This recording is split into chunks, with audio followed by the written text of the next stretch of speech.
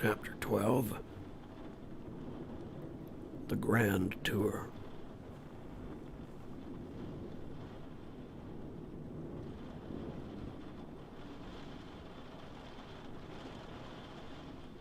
What were you two talking about, hon? Wendy asked him as she went back inside. Oh, nothing much.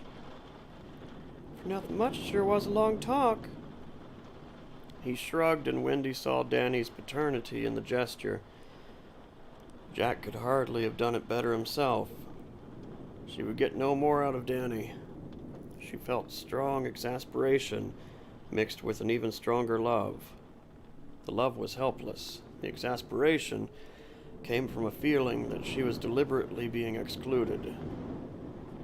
With the two of them around, she sometimes felt like an outsider, a bit player who had accidentally wandered back on stage while the main action was taking place. Well, they wouldn't be able to exclude her this winter, her two exasperating males. Quarters were going to be a little too close for that. She suddenly realized she was feeling jealous of the closeness between her husband and her son, and felt ashamed. That was too close to the way her own mother might have felt, too close for comfort. The lobby was now empty except for Allman and the head desk clerk. They were at the register cashing up. A couple of maids, who had changed to warm slacks and sweaters, standing by the front door and looking out with their luggage pooled around them, and Watson, the maintenance man. He caught her looking at him and gave her a wink, a decidedly lecherous one. She looked away hurriedly. Jack was over by the window just outside the restaurant, studying the view. He looked rapt and dreamy. Cash register apparently checked out, because now Ullman ran it shut with an authoritative snap. He initialed the tape and put it in a small zipper case. Wendy silently applauded the head clerk, who looked greatly relieved. Ullman looked like the type of man who might take any shortage out of the head clerk's hide, without ever spilling a drop of blood. Wendy didn't much care for Ullman or his officious, ostentatiously bustling manner. He was like every boss she'd ever had, male or female. He would be saccharine sweet with the guests, a petty tyrant when he was backstage with the help. But now school was out, and the head clerk's pleasure was written large on his face. It was out for everyone but she and Jack and Danny, anyway. Mr. Torrance, Ullman called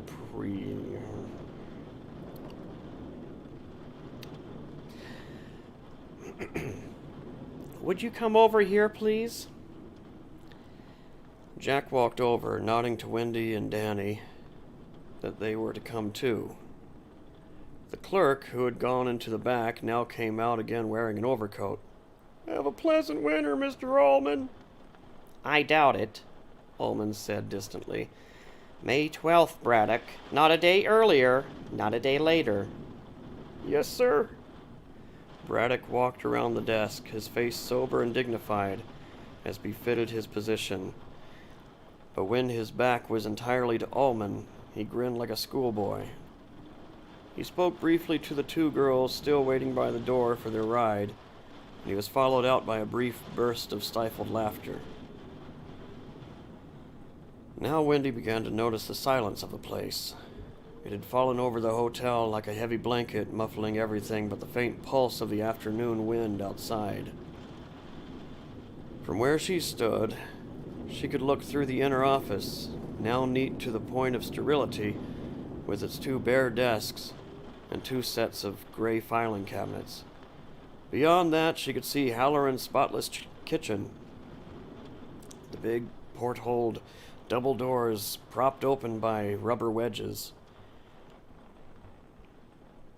I thought I would take a few extra minutes and show you through the hotel, Ullman said, and Wendy reflected that you could always hear the capital H in Ullman's voice. You were supposed to hear it. I'm sure your husband will get to know the ins and outs of the Overlook quite well, Mrs. Torrance. But you and your son will doubtless keep more to the lobby level and the first floor, where your quarters are. Doubtless, Wendy murmured demurely, and Jack shot her a private glance. It's a beautiful place, Allman said expansively. I rather enjoy showing it off. I'll bet you do, Wendy thought. Let's go up to third and work our way down, Allman said. He sounded positively enthused. If we're keeping you, Jack began. Not at all, Allman said. The shop is shut. Tout fini for this season, at least. And I plan to overnight in Boulder, at the Boulderado, of course. Only decent hotel this side of Denver, except for the Overlook itself, of course. This way. They stepped into the elevator together. It was ornately scrolled in copper and brass, but it settled appreciably before Allman pulled the gate across. Danny stirred a little uneasily, and Allman smiled down at him. Danny tried to smile back, without notable success. Don't you worry, little man, Allman said.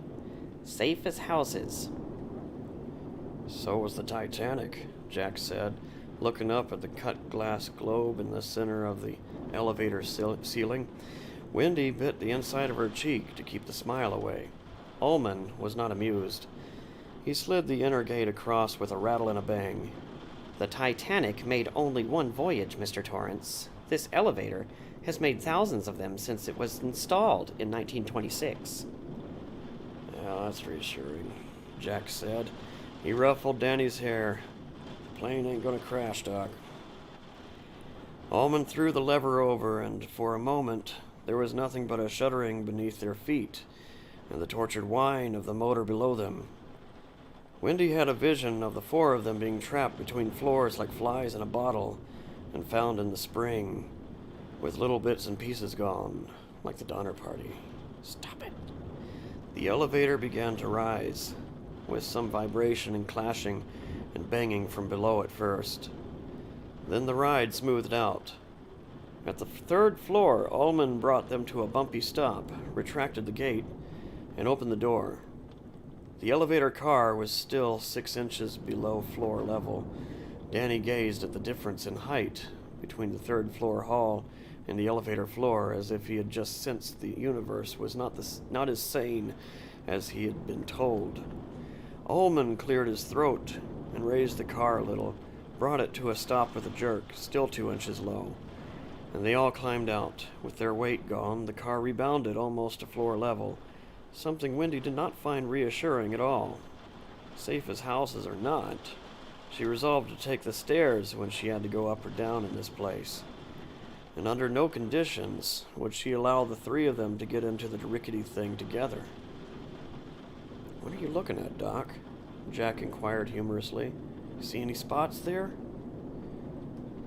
Of course not, Allman said, nettled. All the rugs were shampooed just 2 days ago. Wendy glanced down at the hall runner herself. Pretty, but definitely not anything she would choose for her own home, if the day ever came when she had one. Deep blue pile.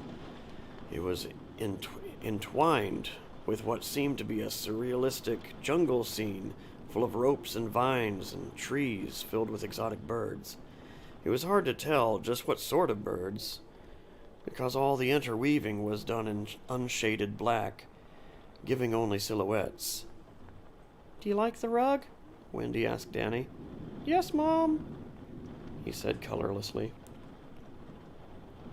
They walked down the hall, which was comfortably wide. The wallpaper was silk, a lighter blue to go against the rug. Electric flambeaux stood at 10-foot intervals at a height of about 7 feet. Fashioned to look like London gas lamps, the bulbs were masked behind cloudy, cream-hued glass that was bound with crisscrossing iron strips. "I like those very much," she said. Allman nodded, pleased. Mr. Derwent had those installed throughout the hotel after the war. Number 2, I mean. In fact, most, although not all, of the third floor decorating scheme was his idea. This is 300, the presidential suite. He twisted his key in the lock of the mahogany double doors and swung them wide. The sitting room's wide western exposure made them all gasp, which had probably been Allman's intention. He smiled. Quite a view, isn't it? It sure is, Jack said. The window ran nearly the length of the sitting room, and beyond it, the sun was poised directly between two saw-toothed peaks, casting golden light across the rock faces and the sugared snow on the high tips. The clouds around and behind this picture postcard view, were also tinted gold, and a sunbeam glinted duskily down into the darkly pooled firs below the timberline. Jack and Wendy were so absorbed in the view that they didn't look down at Danny, who was staring not out the window, but at the red and white striped silk wallpaper to the left, where a door opened into an interior bedroom. And his gasp, which had been mingled with theirs, had nothing to do with beauty. Great splashes of dried blood, flecked with tiny bits of grayish-white tissue, clotted the wallpaper. It made Danny feel sick. It was like a crazy picture drawn in blood, a surrealistic etching of a man's face drawn back in terror and pain, the mouth yawning and half the head pulverized. So if you should see something, just look the other way, and when you look back, it'll be gone. Are you digging me? He deliberately looked out the window, being careful to show no expression on his face, and when his mommy's hand closed over his own, he took it, being careful not to squeeze it or give her a signal of any kind. The manager was saying something to his daddy about making sure to shutter that big window so a strong wind wouldn't blow into it, or blow it in. Jack was nodding. Danny looked cautiously back at the wall. The big dry bloodstain was gone. Those little gray-white flecks that had been scattered all through it, they were gone too. Then Allman was leading them out. Mommy asked him if he thought the mountains were pretty. Danny said he did, although he didn't really care for the mountains, one way or the other. As Allman was closing the door behind them, Danny looked back over his shoulder. The bloodstain had returned, only now it was fresh. It was running.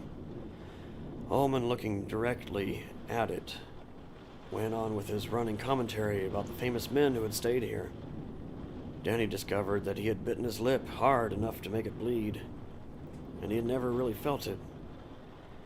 As they walked on down the corridor, he fell a little bit behind the others and wiped the blood away with the back of his hand and thought about blood. Did Mr. Halloran see blood, or was it something worse? I don't think those things can hurt you. There was an iron scream behind his lips, but he would not let it out. His mommy and daddy could not see such things. They never had. He would keep quiet. His mommy and daddy were loving each other, and that was a real thing. The other things were just like pictures in a book. Some pictures were scary, but they couldn't hurt you. They couldn't hurt you. Mr. Allman showed them some other rooms on the third floor, leading them through corridors that twisted and turned like a maze. They were all sweets up here, Mr. Allman said, although Danny didn't see any candy. He showed them some rooms where a lady named Marilyn Monroe once stayed when she was married to a man named Arthur Miller. Danny got a vague understanding that Marilyn and Arthur had gotten a divorce not long after they were in the Overlook Hotel. Mommy? What, honey? If they were married, why did they have different names? You and Daddy have the same names. Yes, but we're not famous, Danny. Yeah, famous women keep their same names even after they get married because their names are like their bread and butter. Bread and butter? Danny said, completely mystified. What Daddy means is that people used to like to go to the movies to see Marilyn Monroe. But they might not like to go see Marilyn Miller. Well, why not? She'd still be the same lady. Wouldn't everyone know that? Yeah, but Truman Capote once stayed in this room, Allman interrupted impatiently. He opened the door. That was in my time. An awfully nice man. Continental manners. Manners. Continental manners, I mean. He had continental manners. The manners were continental, not the manners. He did not have Forget. Ignore me. there was nothing remarkable in any of these rooms, except for the absence of suites, which Mr. Ullman kept calling them. Nothing that Danny was afraid of. In fact, there was only one other thing on the third floor that bothered Danny, and he could not have said why. It was the fire extinguisher on the wall, just before they turned the corner and went back to the elevator, which stood open and waiting like a mouthful of gold teeth. It was an old-fashioned extinguisher, a flat hose folded back a dozen times upon itself, one end attached to a large red valve, the other ending in a brass nozzle. The folds of the hose were secured with a red steel slat on a hinge. In case of a fire, you could knock the steel slat up and out of the way with one hard push, and the hose was yours. Danny could see that much. He was good at seeing how things worked. By the time he was 2.5, he had been unlocking the protective gate his father had installed at the top of the stairs in the Stovington house. He had seen how the lock worked. His daddy said it was a knack. Some people had the knack, and some people didn't. This fire extinguisher was a little older than others he had seen, the one in the nursery school, for instance. But that was not so unusual. Nonetheless, it filled him with faint unease, curled up there against the light blue wallpaper like a sleeping snake. And he was glad when it was out of sight around the corner. Of course, all the windows have to be shuttered, Mr. Ullman said as they stepped back into the elevator. Once again, the car sank queasily beneath their feet. But I'm particularly concerned about the one in the presidential suite. The original bill on that window was $420. And that was over 30 years ago. It would cost 8 times that to replace today. I'll shutter it, Jack said. They went down to the second floor, where there were more rooms and even more twists and turns in the corridor. The light from the windows had begun to fade appreciably now as the sun went behind the mountains. Mr. Ullman showed them 1 or 2 rooms, and that was all. He walked past 217, the one Dick Halloran had warned him about, without slowing. Danny looked at the bland number plate on the door with uneasy fascination, then down to the first floor. Mr. Ullman didn't show them into any rooms here until they had almost reached the thickly carpeted staircase that led down into the lobby again. Here are your quarters, he said. I think you'll find them adequate. They went in. Danny was braced for whatever might be there. There was nothing. Wendy Torrance felt a strong surge of relief. The presidential suite, with its cold elegance, had made her feel awkward and clumsy. It was all very well to visit some restored historical building with a bedroom plaque that announced Abraham Lincoln or Franklin D. Roosevelt had slept there, but another thing entirely to imagine you and your husband lying beneath acreages of linen and perhaps making love where the greatest men in the world had once lain, the most powerful anyway, she amended. But this apartment was simpler, homier, almost inviting. She thought she could abide this place for a reason with no great difficulty.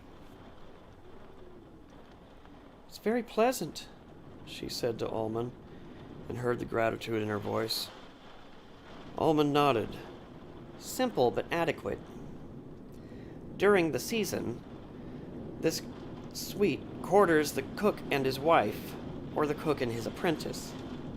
Mr. Halloran lived here? Danny broke in. Mr. Ullman inclined his head to Danny condescendingly. Quite so. He and Mr. Nevers. He turned back to Jack and Wendy. This is the sitting room. There were several chairs that looked comfortable but not expensive. A coffee table that had once been expensive but now had a long chip gone from the side, 2 bookcases stuffed full of Reader's Digest condensed books and Detective Book Club trilogies from the 40s, Wendy saw with some amusement, and an anonymous hotel TV that looked much less elegant than the buffed wood consoles in the rooms. No kitchen, of course, Ullman said, but there is a dumbwaiter. This apartment is directly over the kitchen. He slid aside a square of paneling and disclosed a wide square tray. He gave it a push and it disappeared, trailing rope behind it. It's a secret passage, Danny said excitedly to his mother, momentarily forgetting all fears in favor of that intoxicating shaft behind the wall. just like in the Abbott Costello Meet the Monsters. Mr. Ullman frowned, but Wendy smiled indulgently. Danny ran over to the dumbwaiter and peered down the shaft. This way, please. He opened the door on the far side of the living room. It gave on the bedroom, which was spacious and airy. There were twin beds. Wendy looked at her husband, smiled, shrugged. "No problem," Jack said, "and we'll push them together." Mr. Ullman looked over his shoulder, honestly puzzled. Beg pardon? "The beds," Jack said pleasantly. "We can push them together." Oh, quite. Ullman said, momentarily confused. Then his face cleared and a red flush began to creep up from the collar of his shirt. Whatever you like. He led them back into the sitting room, where a second door opened on a second bedroom, this one equipped with bunk beds. A radiator clanked in one corner, and the rug on the floor was a hideous embroidery of western sage and cactus. Danny had already fallen in love with it, Wendy saw. The walls of this smaller room were paneled in real pine. "Think you can stand it in here, Doc?" Jack asked. Sure I can. I'm going to sleep in the top bunk, okay? "If that's what you want." I like the rug too, Mr. Ullman. Why don't you have all the rugs like that? Mr. Ullman looked for a moment as if he had sunk his teeth into a lemon. Then he smiled and patted Danny's head. Those are your quarters, he said, except for the bath, which opens off the main bedroom. It's not a huge apartment, but of course you'll have the rest of the hotel to spread out in. The lobby fireplace is in good working order, or so Watson tells me. And you must feel free to eat in the dining room if the spirit moves you to do so.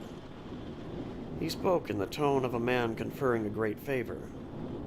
"All right," Jack said. Shall we go down? Mr. Ullman asked. "Fine," Wendy said. They went downstairs in the elevator, and now the lobby was wholly deserted except for Watson, who was leaning against the main doors in a rawhide jacket, a toothpick between his lips. I would have thought you'd be miles from here by now, Mr. Ullman said, his voice slightly chill. I just stuck around to remind Mr. Torrance here about the boiler," Watson said, straightening up. "Keep your good weather eye on her, fella, and she'll be fine. Knock the press down a couple times a day. She creeps." "She creeps," Danny thought, and the words echoed down a long and silent corridor. In his mind, a corridor lined with mirrors where people seldom looked. "I will," his daddy said. "You'll be fine," Watson said, and offered Jack his hand. Jack shook it.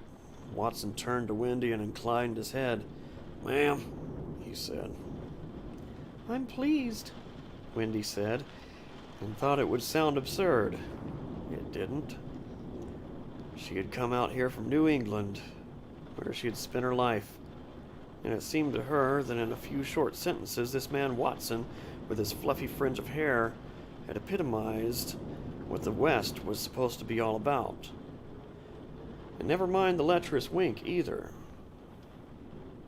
"Young Master Torrance," Watson said gravely, put out his hand. Danny, who had known all about handshaking for almost a year now, put his hand out gingerly and felt it swallowed up.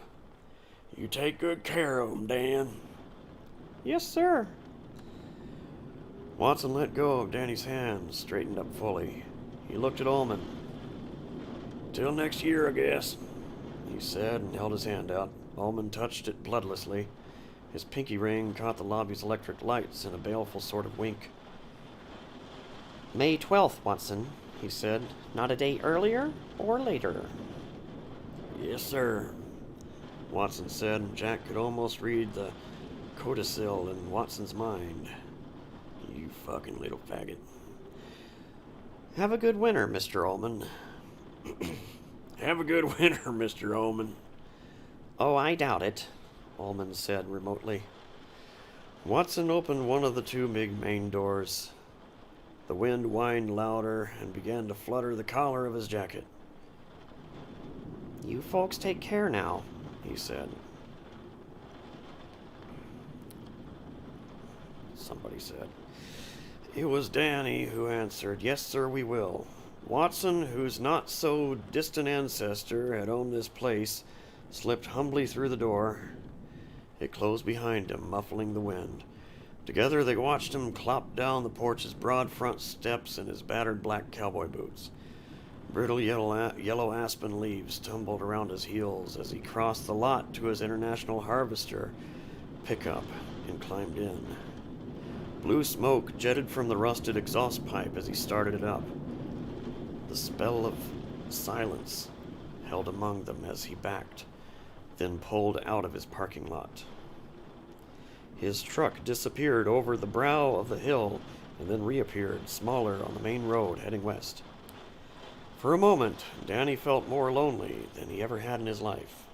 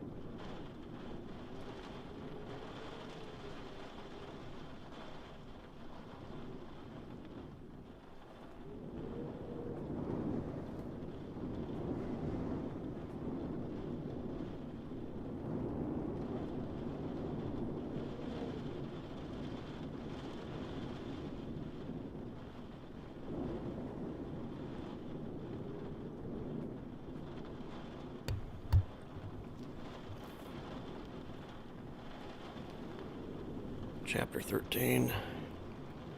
The Front Porch.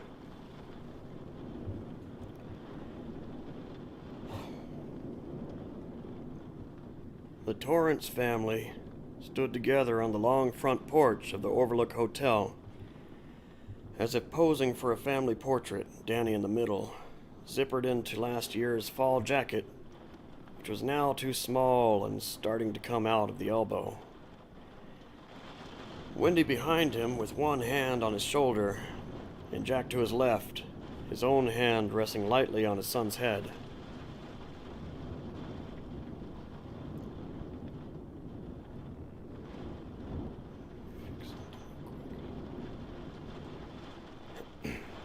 Mr. Ullman was a step below them, buttoned into expensive-looking brown mohair overcoat. The sun was entirely behind the mountains now, edging them with gold fire, making the shadows around things look long and purple.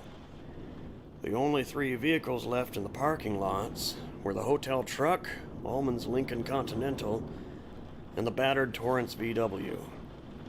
You've got your keys, then, Allman said to Jack. And you understand fully about the furnace and the boiler? Jack nodded, feeling some real sympathy for Allman. Everything was done for the season. The ball of string was neatly wrapped up until next May 12th, not a day earlier or later. And Allman, who was responsible for all of it, and who referred to the hotel in the unmistakable tones of infatuation, could not help looking for loose ends. I think everything is well in hand, Jack said. Good, I'll be in touch. But he still lingered for a moment, as if waiting for the wind to take a hand, and perhaps gust him down to his car. He sighed. All right. Have a good winter, Mr. Torrance, Mrs. Torrance, and you too, Danny. Thank you, sir, Danny said. I hope you do too. I doubt it, Allman repeated, and he sounded sad. The place in Florida is a dump. If the out-and-out truth is to be spoken, busy work. The Overlook is my real job. Take good care of it for me, Mr. Torrance. I think it'll be here when you get back next spring, Jack said, and a thought flashed through Danny's mind. But will we? And was gone. Of course it will. Allman looked out toward the playground where the hedge animals were clattering in the wind. Then he nodded once more in a businesslike way. Goodbye, then. He walked quickly and prissily across to his car, a ridiculously big one for such a little man, and tucked himself into it. The Lincoln's motor purred into life, and the taillights flashed as he pulled out of his parking stall. As the car moved away, Jack could read the small sign at the head of the stall, reserved for Mr. Allman, manager. Right, Jack said softly. They watched until the car was out of sight, headed down the eastern slope. When it was gone, the 3 of them looked at each other for a silent, almost frightened moment. They were alone. Aspen leaves whirled and skittered in aimless packs across the lawn that was now neatly mowed and tended for no guest's eyes. There was no one to see the autumn leaves steal across the grass but the 3 of them. It gave Jack a curious shrinking feeling, as if his life force had dwindled to a mere spark, while the hotel and the grounds had suddenly doubled in size and become sinister, dwarfing them with sullen, inanimate power. Then Wendy said, Look at you, Doc. Your nose is running like a fire hose. Let's get inside. And they did, closing the door firmly behind them against the restless whine of the wind.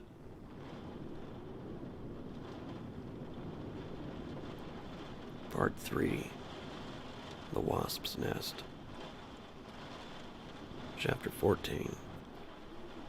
Up on the roof. Oh, you goddamn fucking son of a bitch! Jack Torrance cried these words out in both surprise and agony as he slapped his right hand against his blue chambray work shirt, dislodging the big, slow-moving wasp that had stung him.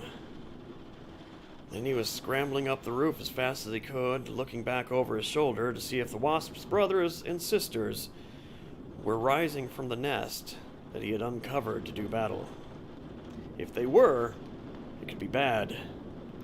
The nest was between him and his ladder, and the trapdoor leading down into the attic was locked from the inside. The drop was 70 feet from the roof to the cement patio between the hotel and the lawn. The clear air above the nest was still and undisturbed. Jack whistled disgustedly between his teeth, sat straddling the peak of the roof, and examined his right index finger, It was swelling already, and he supposed he would have to try and creep past that nest to his ladder so he can get down and put some ice on it. It was October 20th. Wendy and Danny had gone down to Sidewinder in the hotel truck, an elderly rattling Dodge that was still more trustworthy than the VW, which was now wheezing gravely and seemed terminal, to get 3 gallons of milk and do some Christmas shopping. It was early to shop, but there was no telling when the snow would come to stay. There had already been flurries, and in some places, the road down from the overlook was slick with patch ice. Patch ice. So far, the fall had been almost preternaturally beautiful. In the 3 weeks they had been there, golden day had followed golden day. Crisp 30-degree mornings gave way to afternoon temperatures in the low 60s. The perfect temperature for climbing around on the overlook's gentle, sloping western roof and doing the shingling. Jack had admitted freely to Wendy that he could have finished the job 4 days ago, but he felt no real urge to hurry.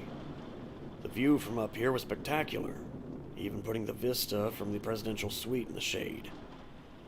More important, the work itself was soothing. On the roof, he felt himself healing from the troubled wounds of the last 3 years. On the roof, he felt at peace. Those 3 years began to seem like a turbulent nightmare. The shingles had been badly rotted, some of them blown entirely away by last winter's storms. He had ripped them all up, yelling, "Bombs away!" as he dropped them over the side, not wanting Danny to get hit in case he had wandered over. He had been pulling out bad flashing when the wasp had got him. The ironic part was that he had warned himself each time he climbed up onto the roof to keep an eye out for the nests. He had gotten that bug bomb just in case. But this morning, the stillness and peace had been so complete that his watchfulness had lapsed. He had been back in the world of the play he was slowly creating, roughing out whatever scene he would be working on that evening in his head. The play was going very well, and although Wendy had said little, he knew she was pleased. He had been roadblocked on the crucial scene between Dinker, the sadistic headmaster, and Gary Benson, his young hero. During the last unhappy 6 months at Stovington, months when the craving for a drink had been so bad that he could barely concentrate on his class lectures, let alone his extracurricular literary ambitions.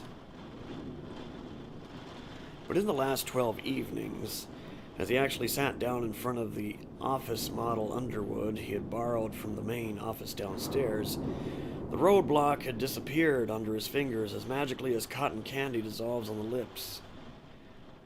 He had come up almost effortlessly with the insights into Dinker's character that had always been lacking, and he had rewritten most of the second act accordingly, making it revolve around the new scene, and the progress of the third act, which he had been turning over in his mind when the wasp put an end to cogitation, was coming clearer all the time.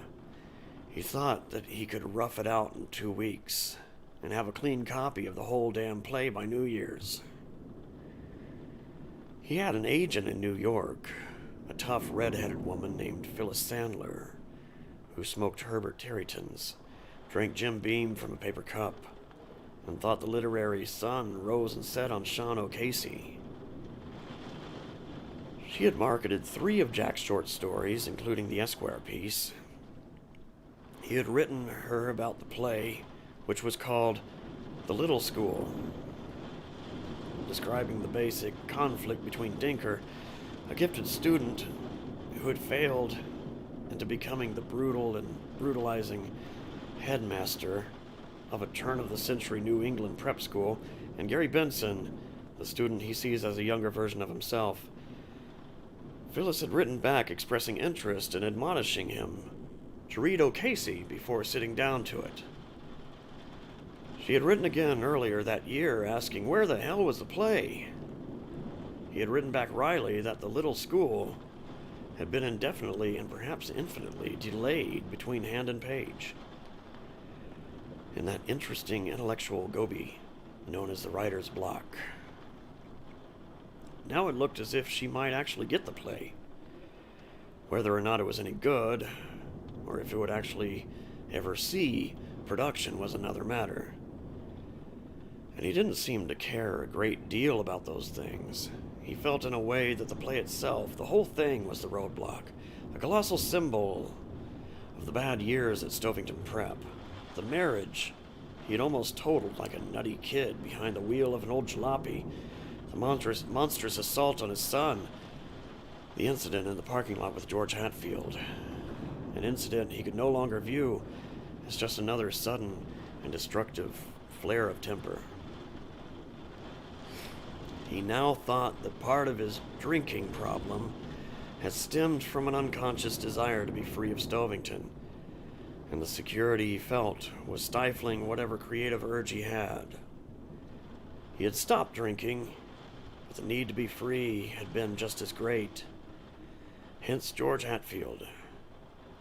Now all that remained of those days was the play on the desk in his and Wendy's bedroom.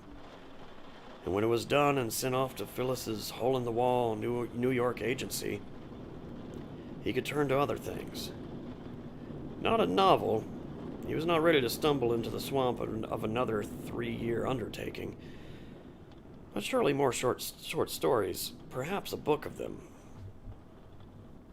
Moving warily, he scrambled back down the slope of the roof on his hands and knees, past the line of demarcation where the fresh green bird shingles gave way to a section of the roof he had just finished clearing. He came to the edge on the left of the wasp's nest he had uncovered and moved gingerly toward it, ready to backtrack and bolt down his ladder to the ground if things looked too hot. He leaned over the section of pulled-out flashing and looked in. The nest was in there, tucked into the space between the old flashing and the final roof undercoating of 3x5s. It was a damn big one. The grayish paper ball looked to Jack as if it might be nearly 2 feet through the center. Its shape was not perfect because the space between the flashing and the boards was too narrow, but he thought the little buggers had still done a pretty respectable job. The surface of the nest was a crawl with the lumbering, slow-moving insects. They were the big, mean ones. Not yellow jackets, which are smaller and calmer, but wall wasps. They had been rendered sludgy and stupid by the fall temperatures, but Jack, who knew about wasps from his childhood, counted himself lucky that he had been stung only once. And he thought if Ullman had hired the job done in the height of summer, the workman who tore up that particular section of the flashing would have gotten one hell of a surprise. Yes, indeedy. When a dozen wall wasps land on you all at once and start stinging your face and hands and arms, stinging your legs right through your pants, it would be entirely possible to forget you were 70 feet up. You might just charge right off the edge of the roof while you were trying to get away from them. All those little things, the biggest of them only half the length of a pencil stub. He had read someplace, in a Sunday supplement piece, or a back-of-the-book news magazine article, that 7% of all automobile fatalities go unexplained. No mechanical failure, no excessive speed, no booze, no bad weather. Simply one car crashes on deserted sections of road, one dead occupant. The driver, unable to explain what had happened to him.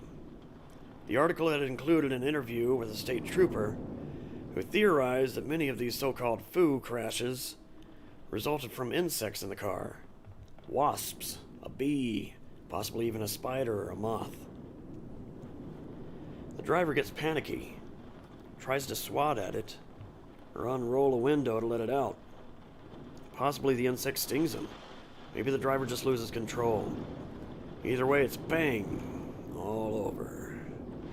And the insect, usually completely unharmed, would buzz merrily out the smoking wreck, looking for greener pastures. The trooper had been in favor of having pathologists look for insect venom while autopsying such victims, Jack recalled. Now, looking down into the nest, it seemed to him that it could serve as both a workable symbol for what he had been through and what he had dragged his hostages to fortune through, and an omen for a better future. How else could you explain the things that had happened to him? For he still felt that the whole range of unhappy Stovington experiences had to be looked at, with Jack Torrance in the passive mode. He had not done things. Things had been done to him. He had known plenty of people on the Stovington faculty, 2 of them right in the English department, who were hard drinkers. Zach Tunney was in the habit of picking up a full keg of beer on Saturday afternoon, plonking it in a backyard snowbank overnight, and then killing damn near all of it on Sunday watching football games and old movies. Yet through the week, Zach was as sober as a judge. A weak cocktail with a lunch was an occasion. He and Al Shockley had been alcoholics. They had sought each other out like 2 cast-offs who were still social enough to prefer drowning together to doing it alone. The sea had been whole grain instead of salt. That was all. Looking down at the wasps as they slowly went about their instinctual business before winter closed down to kill all but their hibernating queen, he would go further. He was still an alcoholic. Always would be. Perhaps had been since sophomore class night in high school, when he had taken his first drink. It had nothing to do with willpower, or the morality of drinking, or the weakness or strength of his own character. There was a broken switch somewhere inside, or a circuit breaker that didn't work, and he had been propelled down the chute willy-nilly, slowly at first, then accelerating as Stovington applied its pressures on him. A big greased slide, and at the bottom had been a shattered, ownerless bicycle and a son with a broken arm. Jack Torrance in the passive mode. And his temper, same thing. All his life he had been trying unsuccessfully to control it. He could remember himself at 7, spanked by a neighbor lady for playing with matches. He had gone out and hurled a rock at a passing car. His father had seen that, and he had descended on little Jackie, roaring. He had reddened Jack's behind, and then blacked his eye. And when his father had gone into the house, muttering, to see what was on television, Jack had come upon a stray dog, and had kicked it into the gutter. There had been 24 flights or fights in grammar school, even more of them in high school, warranting 2 suspensions and uncounted detentions in spite of his good grades. Football had provided a partial safety valve, although he remembered perfectly well that he had spent almost all of it, every minute of every game, in a state of high piss-off, taking every opposing block and tackle personally. He had been a fine player, making all-conference in his junior and senior years, and he knew perfectly well that he had his own bad temper to thank, or to blame. He had not enjoyed football.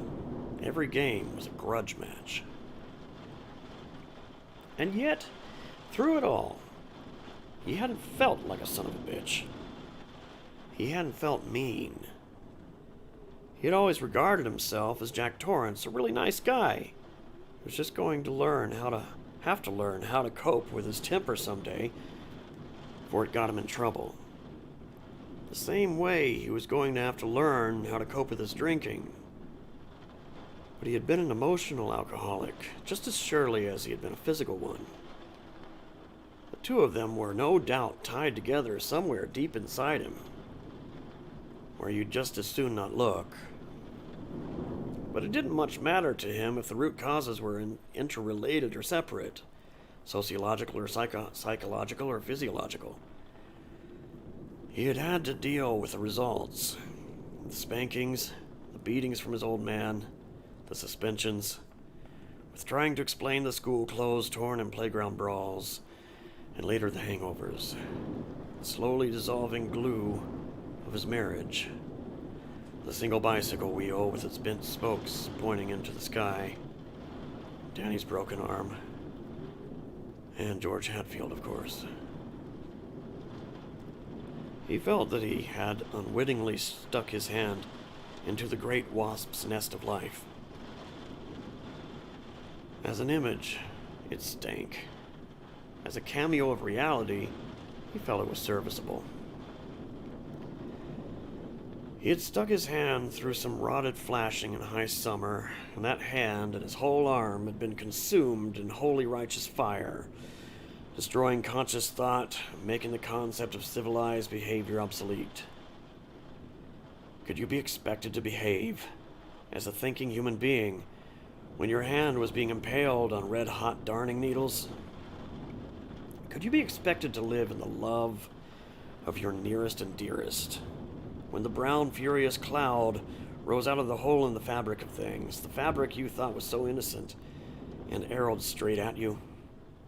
Could you be held responsible for your own actions as you ran crazily about on the sloping roof, 70 feet above the ground, not knowing where you were going, not remembering that your panicky, stumbling feet could lead you crashing and blundering right over the rain gutter and down to your death on the concrete 70 feet below? Jack didn't think you could. When you unwittingly stuck your hand into the wasp's nest, you hadn't made a covenant, yes, my apologies. When you'd done that, you hadn't made a covenant with the devil to give up your civilized self with its trappings of love and respect and honor. It just happened to you. Passively, with no say, you ceased to be a creature of the mind and became a creature of the nerve endings. From college-educated man to wailing ape in 5 easy seconds. He thought about George Hatfield. Tall and shaggily blonde, George had been an almost insolently beautiful boy. In his tight, faded jeans and Stovington sweatshirt, with the sleeves carelessly pushed up to the elbows to disclose his tanned forearms, he had reminded Jack of a young Robert Redford, and he doubted that George had much trouble scoring, no more than that young football-playing devil Jack Torrance had it 10 years earlier. He could say that he honestly didn't feel jealous of George or envy him his looks. In fact, he had almost unconsciously begun to visualize George as the physical incarnation of his play hero, Gary Benson. The perfect foil for the dark, slumped, and aging dinker, who grew to hate Gary so much. But he, Jack Torrance, had never felt that way about George. If he had, he would have known it. He was quite sure of that. George had floated through his classes at Stovington. A soccer and baseball star, his academic program had been fairly undemanding, and he had been content with C's and an occasional B in history or botany. He was a fierce field contender, but a lackadaisical, amused sort of student in the classroom. Jack was familiar with the type, more from his own days as a high school and college student than from his teaching experience, which was at second hand. George Hatfield was a jock. He could be a calm, undemanding figure in the classroom, but when the right set of competitive stimuli was applied, like electrodes to the temples of Frankenstein's monster, Jack thought wryly, he could become a juggernaut. In January, George had tried out with 24 others for the debate team. He had been quite frank with Jack. His father was a corporation lawyer, and he wanted his son to follow in his footsteps. George, who felt no burning call to do anything else, was willing. His grades were not top end, but this was, after all, only prep school, and it was still early times. If should be came to must be, his father could pull some strings. George's own athletic ability would open still other doors. But Brian Hatfield thought his son should get on the debate team. It was good practice, and it was something the law school admissions boards always looked for. So George went out for debate, and in late March, Jack cut him from the team. The late winter inter-squad debates had fired George Hatfield's competitive soul. He became a grimly determined debater, prepping his pro or con position fiercely. It didn't matter if the subject was legalization of marijuana, reinstating the death penalty, or the oil depletion allowance. George became conversant, and he was just jingoist enough to honestly not care which side he was on. A rare and valuable trait even in high-level debaters, Jack knew. The souls of a true carpetbagger and a true debater were not far removed from each other. They were both passionately interested in the main chance. So far, so good. But George Hatfield stuttered. This was not a handicap that had even shown up in the classroom, where George was always cool and collected, whether he had done his homework or not. And certainly not on the Stovington playing fields, where talk was not a virtue, and they sometimes even threw you out of the game for too much discussion. When George got tightly wound up in a debate, the stutter would come out. The more eager he became, the worse it was. And when he felt he had an opponent dead in his sights, an intellectual sort of buck fever seemed to take place between his speech centers and his mouth, and he would freeze solid while the clock ran out. It was painful to watch. So I think we have to say that the facts in the case, Mr. Dorsky, cities are rendered obsolete by the recent decision handed down. And the buzzer would go off, and George would whirl around to stare furiously at Jack, who sat beside it. George's face at those moments would be flushed, his notes crumpled spasmodically in one hand. Jack had held on to George long after he had cut most of the obvious flat tires, hoping George would work out. He remembered one late afternoon about a week before he had reluctantly dropped the axe. George had stayed after the others had filed out, and then had confronted Jack angrily.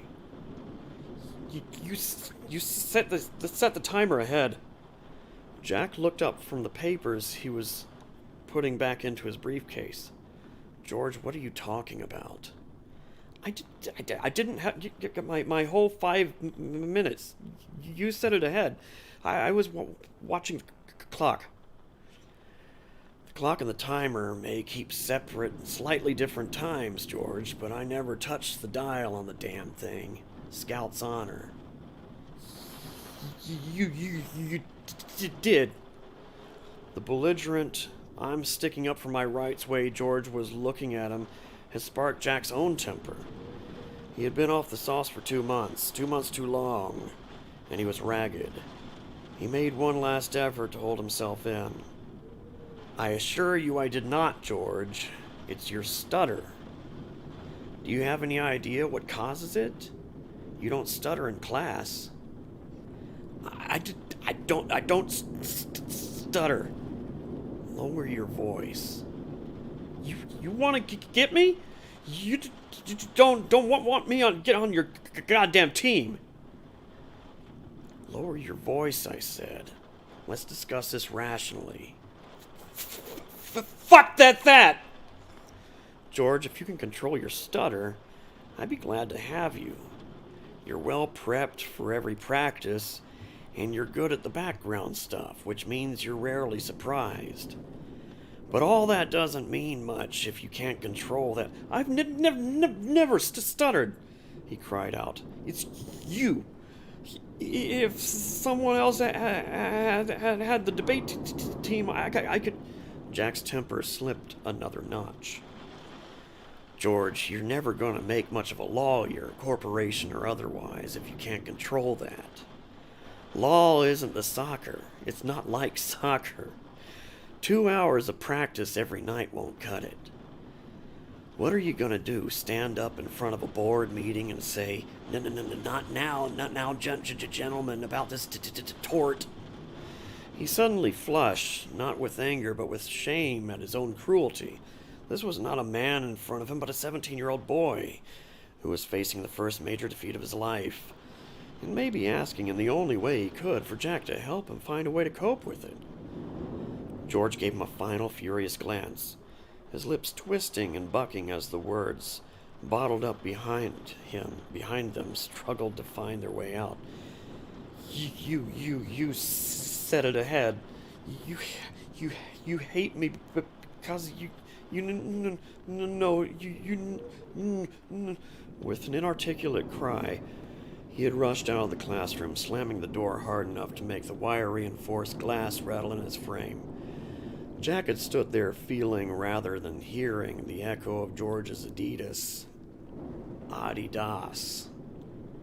in the empty hall, still in the grip of his temper and his shame at mocking George's stutter.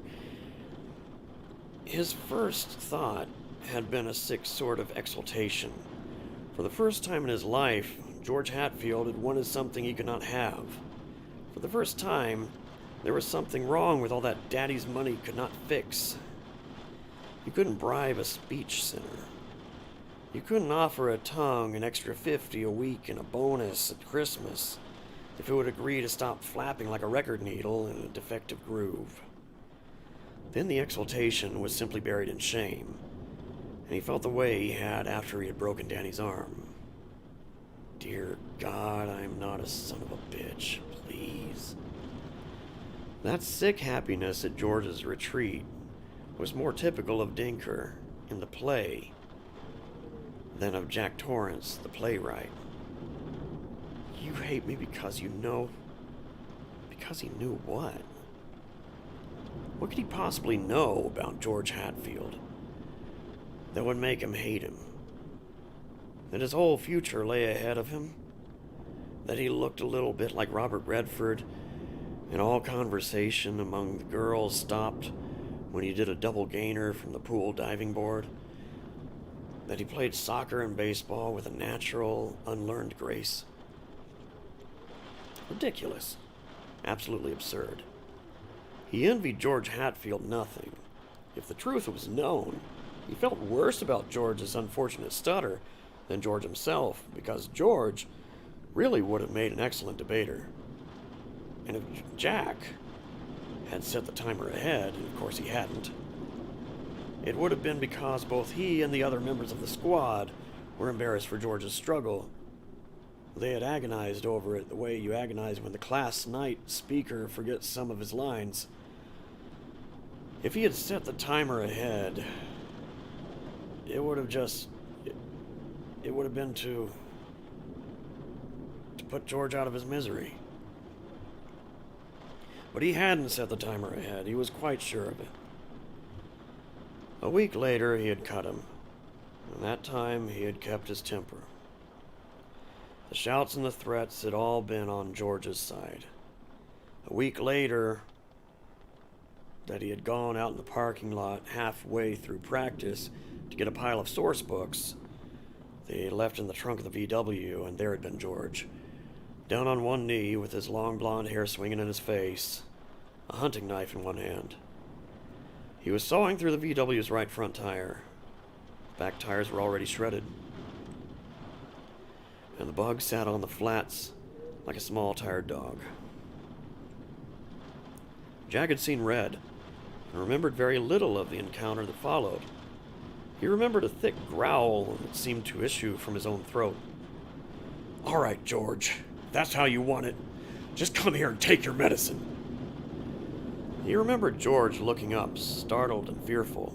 He had said, "Mr. Torrance," as if to explain how all this was just a mistake. The tires had been flat when he got there, and he was just cleaning dirt out of the front treads with the tip of his gutting knife that he just happened to have with him, and Jack had waded in, his fists held up in front of him, and it seemed that he had been grinning, but he wasn't sure of that.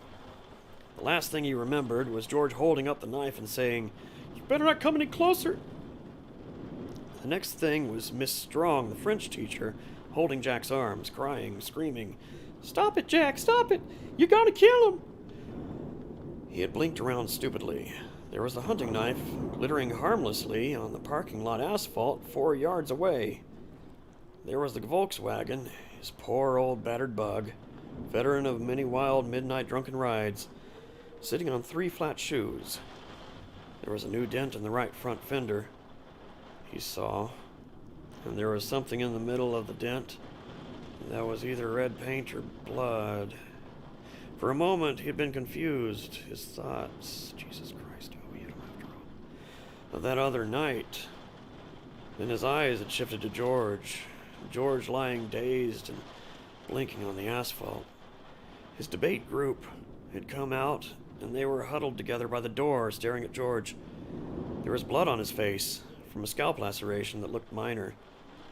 But there was also blood running out of one of George's ears, and that probably meant a concussion. When George tried to get up, Jack shook free of Miss Strong and went to him. George cringed. Jack put his hands on George's chest and pushed him back down. "Lie still," he said. "Don't try to move." He turned to Miss Strong, who was staring at them both with horror. "Please go call the school doctor, Miss Strong," he told her. She turned and fled toward the office. He looked at his debate class then, looked them right in the eye, because he was in charge again, fully himself. And when he was himself, there wasn't a nicer guy in the whole state of Vermont. Surely they knew that. "You can go home now," he told them quietly. "We'll meet again tomorrow." By the end of that week, 6 of his debaters had dropped out. 2 of them the class of the act. But of course it didn't matter much, because he had been informed by then that he would be dropping out himself. Yet somehow he had stayed off the bottle, and he supposed that was something. And he had not hated George Hatfield. He was sure of that. He had not acted, but had been acted upon. "You hate me because you know."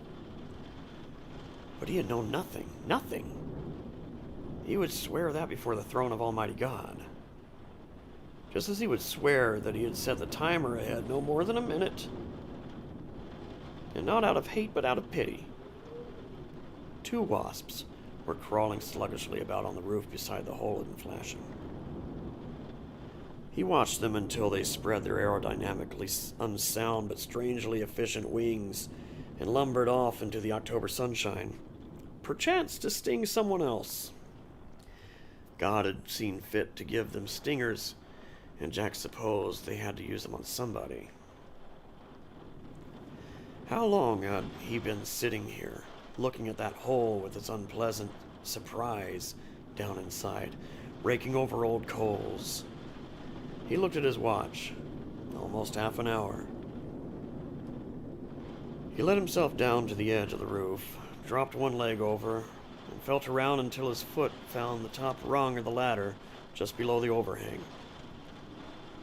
He would go down to the equipment shed, where he had stored the bug bomb on a high shelf out of Danny's reach. He would get it, come back up, and then they would be the ones surprised. You could be stung, but you could also sting back. He believed that sincerely. 2 hours from now, the nest would be just as much, so much chewed paper. And Danny could have it in his room if he wanted to. Jack had had one in his room when he was just a kid. It always smelled faintly of wood smoke and gasoline. He could have it right by the head of his bed. It wouldn't hurt him. I'm getting better. The sound of his own voice, confident in the silent afternoon, reassured him even though he hadn't meant to speak aloud. He was getting better. It was possible to graduate from passive to active, to take the thing that had once driven you nearly to madness as a neutral prize of no more than occasional academic interest. And if there was a place where the thing could be done, this was surely it. He went down the ladder to get the bug bomb. They would pay. They would pay for stinging him.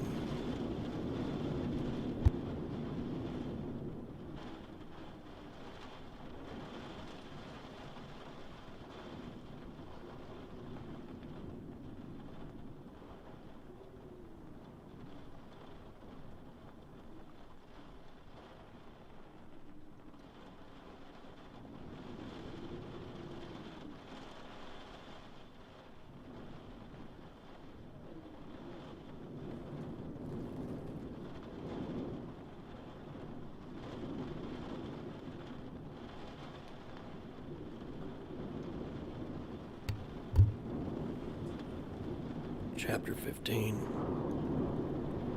Down in the front yard.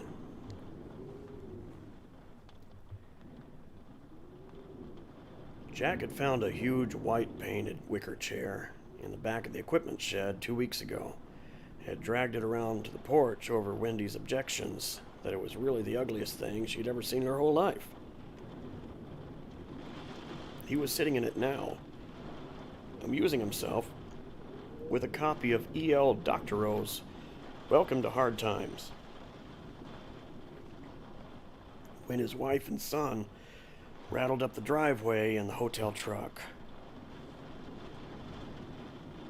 Wendy parked it in the turnaround, raced the engine sportily, and then turned it off. The truck's single tail light died. The engine rumbled grumpily with post-ignition, finally stopped. Jack got out of his chair and ambled down to meet them. Hi, Dad. Danny called and raced up the hill. He had a box in one hand. Look what Mommy bought me. Jack picked up his son, swung him around twice, and kissed him heartily on the mouth. Jack Torrance, the Eugene O'Neill of his generation. The American Shakespeare, Wendy said, smiling. Fancy meeting you here so far up in the mountains.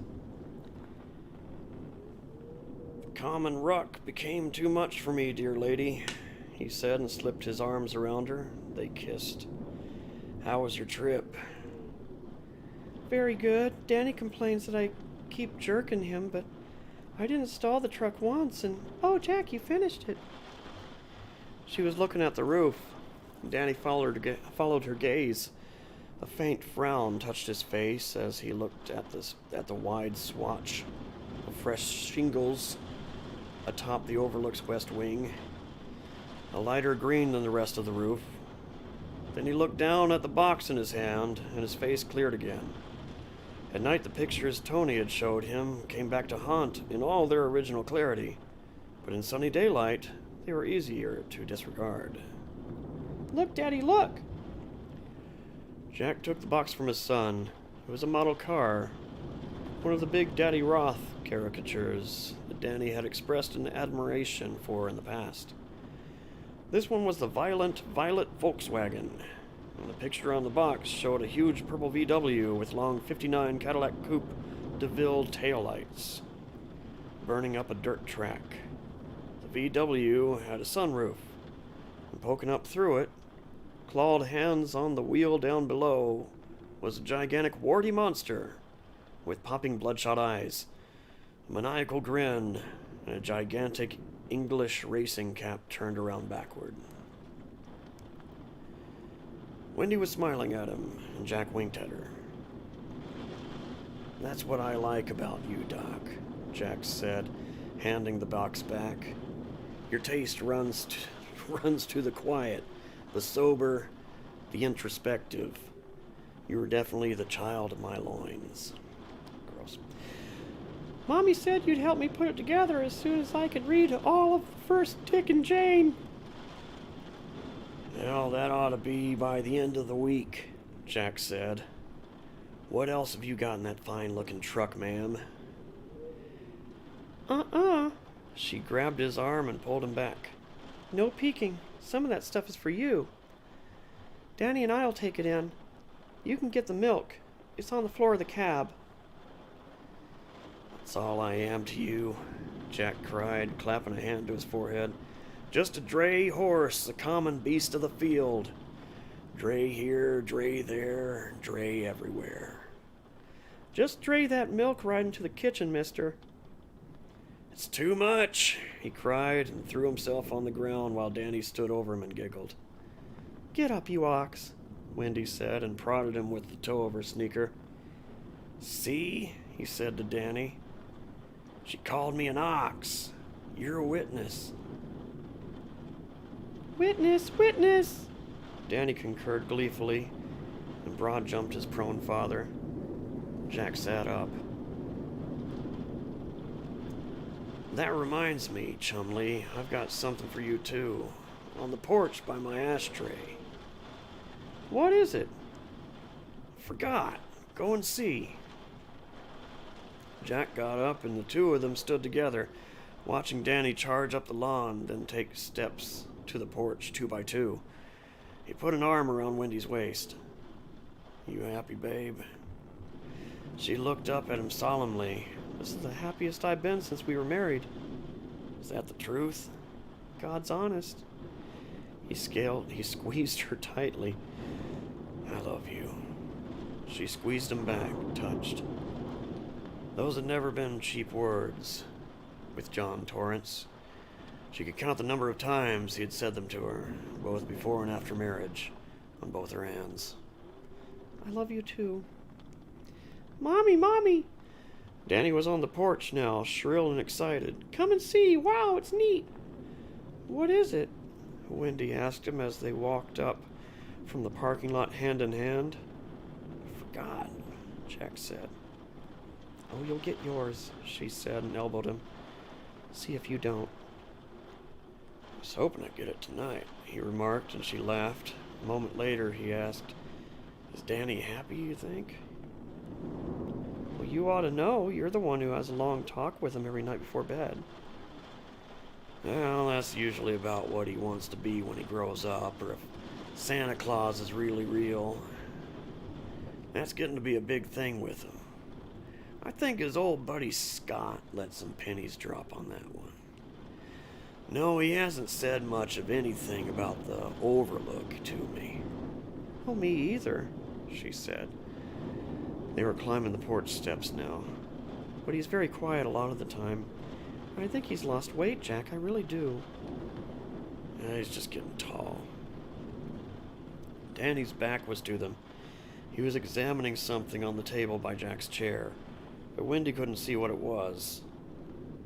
He's not eating as well either. He used to be the original steam shovel, remember last year? Now they taper off, he said vaguely. I think I read that in Spock. He'll be using 2 forks again by the time he's 7. They had stopped on the top step. He's pushing awfully hard on those readers, too. I know he wants to learn how to please us, to please you, she added reluctantly. To please himself most of all, Jack said. I haven't been pushing him on that at all. In fact, I do wish he wouldn't go quite so hard. Wouldn't you think I was foolish if I made an appointment for him to have a physical? There's a GP in Sidewinder, a young man from what the checker in the market said. You're a little nervous about the snow coming, aren't you? She shrugged. I suppose. If you think it's foolish... No, I don't, in fact. In fact, you can make appointments for all 3 of us. We'll get our clean bills of health, and then we can sleep easy at night. Well, I'll make the appointments this afternoon. Mom, look, Mommy. He came running to her with a large gray thing in his hands, and for one comic, horrible moment, Wendy thought it was a brain. She saw what it really was and recoiled instinctively. Jack put an arm around her. It's all right. The tenants who didn't fly away have been shaken out. I used the bug bomb. She looked at the large wasp nest her son was holding out, but would not touch it. Are you sure it's safe? Positive. I had one in my room when I was a kid. My dad gave it to me. Want to put it in your room, Danny? Yeah, right now. He turned around and raced through the double doors. They could hear his muffled running feet on the main stairs. There were wasps up there, she said. Did you get stung? Where's my purple heart? He asked and displayed his finger. The swelling had already begun to go down, but she oohed over it satisfyingly and gave it a small, gentle kiss. Did you pull the stinger out? Wasps don't leave them in. That's bees. They have barbed stingers. Wasp stingers are smooth. That's what makes them so dangerous. They can sting again and again. Jack, are you sure that's safe for him to have? I followed the directions on the bomb. The stuff is guaranteed to kill every single bug in 2 hours' time, and then dissipate with no residue. I hate them, she said. What? Wasps? Anything that stings, she said. Her hands went to her elbows and cupped them. Her arms crossed over her breasts. I do too, he said and hugged her.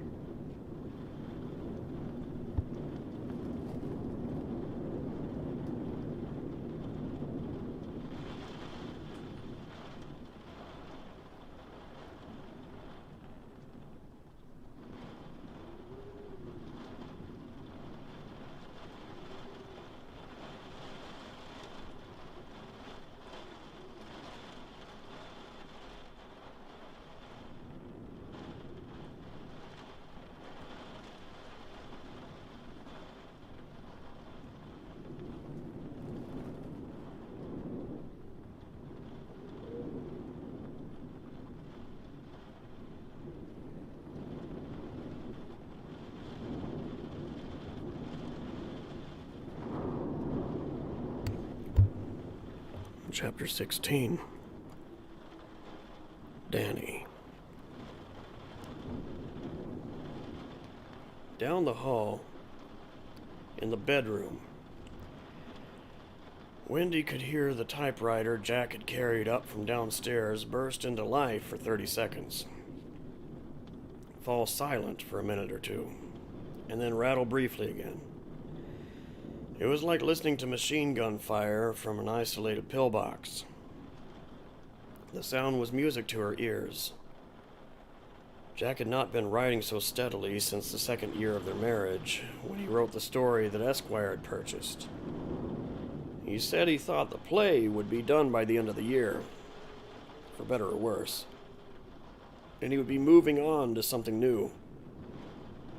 He said he didn't care if the little school stirred any excitement when Phyllis showed it around. Didn't care if it sank without a trace. And Wendy believed that too. The actual act of his writing made her immensely hopeful, not because she expected great things from the play, but because her husband seemed to be slowly closing a huge door on a room full of monsters. He had had his shoulder to that door for a long time now, but at last, it was swinging shut. Every key typed closed it a little more. Look, Dick, look! Danny was hunched over the first of the 5 battered primers Jack had dug up by calling mercilessly through Boulder's myriad second-hand bookshops. They would take Danny right up to the 2nd grade reading level, a program she had told Jack she thought was much too ambitious. Their son was intelligent, they knew that, but it would be a mistake to push him too far too fast. Jack had agreed. There would be no pushing involved, but if the kid caught on fast, they would be prepared. And now she wondered if Jack hadn't been right about that too. Danny, prepared by 4 years of Sesame Street, 3 years of Electric Company, seemed to be catching on with almost scary speed. It bothered her. He hunched over the innocuous little books, his crystal radio and balsa glider on the shelf above him, as though his life depended on learning to read. His small face was more tense and paler than she liked in the close and cozy glow of the goose-necked lamp they had put in his room. He was taking it very seriously. Both the reading and the workbook pages his father made up for him every afternoon. Picture of an apple and a peach, the word apple written beneath in Jack's large, neatly made printing. Circle the right picture, the one that went with the word. And their son would stare from the word to the pictures, his lips moving, sounding out, actually sweating it out. And with his double-sized red pencil curled into his pudgy right fist, he could now write about 3 dozen words on his own. His finger traced slowly under the words in the reader. Above them was a picture Wendy half remembered from her own grammar school days, 19 years before. A laughing boy with brown curly hair.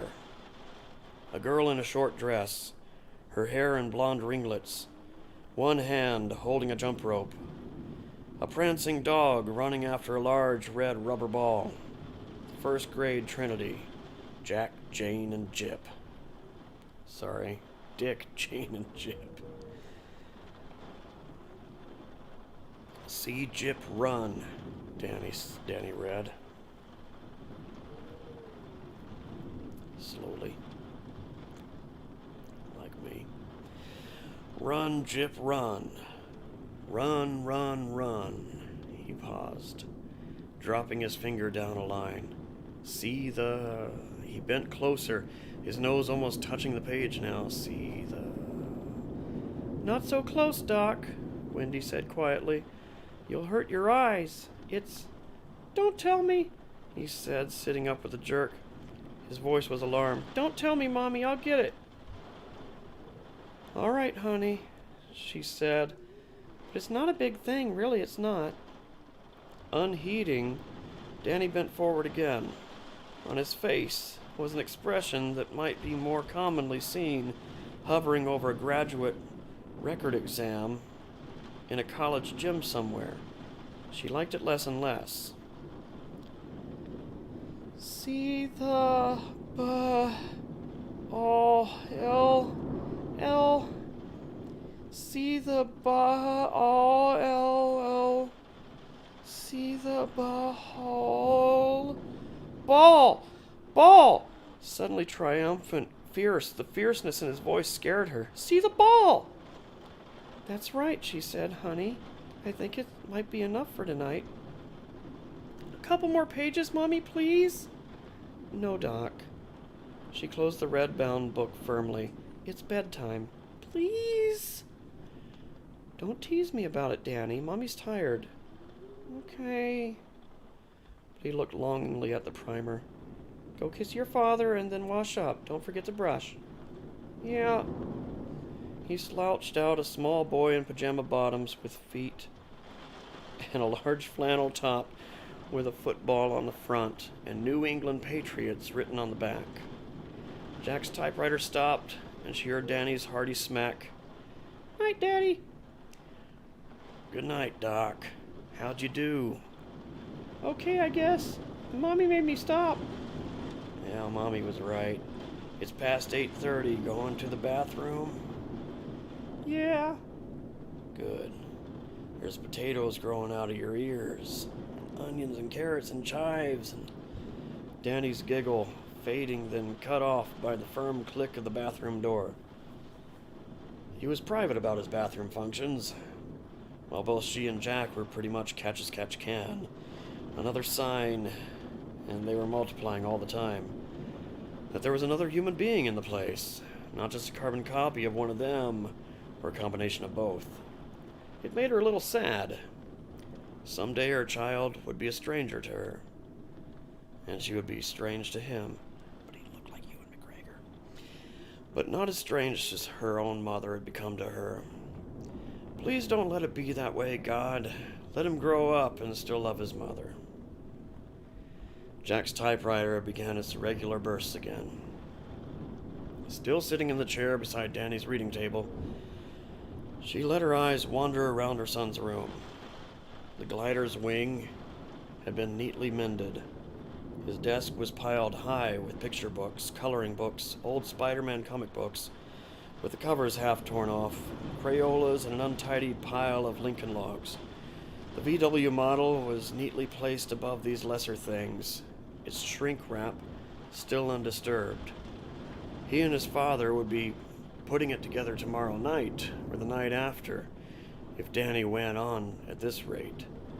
And never mind the end of the week.